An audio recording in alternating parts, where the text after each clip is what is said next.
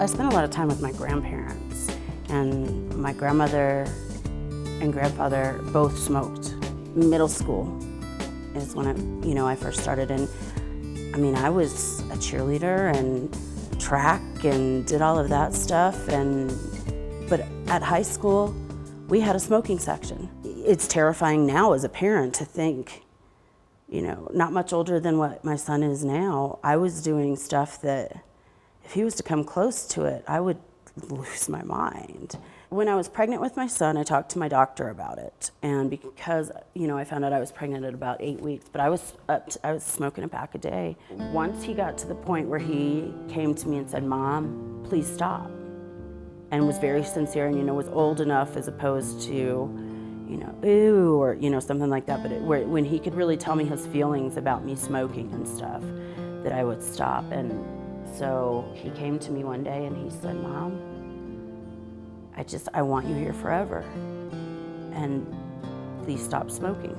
When I first started noticing her smoke, I thought maybe that's her last cigarette, maybe she'll stop pretty soon. And when she didn't stop, I went to her. When I quit smoking, I was up to 2.5 packs a day. And so I always thought it was going to be extremely hard for me to stop.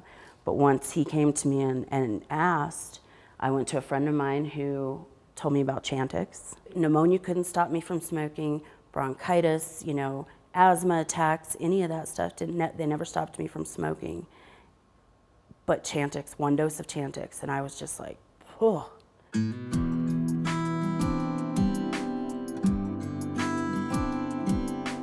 Now, my grandmother, she was born and raised in an orphanage. And so I think she started smoking because she actually used to pick tobacco.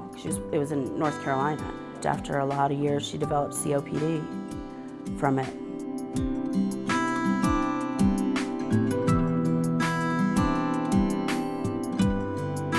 Maybe if you had stopped smoking when you first got diagnosed with COPD, maybe it would have given you only an extra 6 months, but I would have taken an extra 6 minutes with her. After she passed away, I couldn't let go of her hand. It was all with the smoking. Sometimes I don't like to talk about it because sometimes it just breaks my heart to talk about my Mimi. And they now have a thing called third-hand smoke.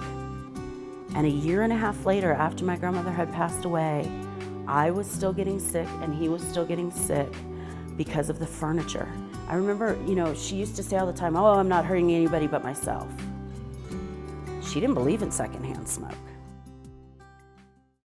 If the first way you try doesn't work, don't be ashamed of that.